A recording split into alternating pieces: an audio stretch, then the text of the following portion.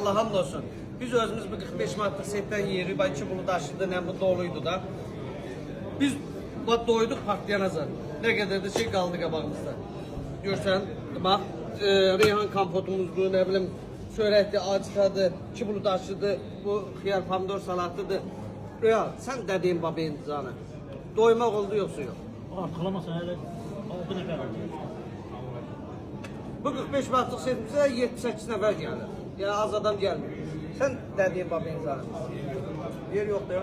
Hele yine bir iki nefer de geldi. O qardaş da tanınmağa meyilli adam deyil, onun da sifətini göstər. Sən Allah doydun yoxsa? Allah. Hə. İndi görürsünüz, həm təmizindən, həm də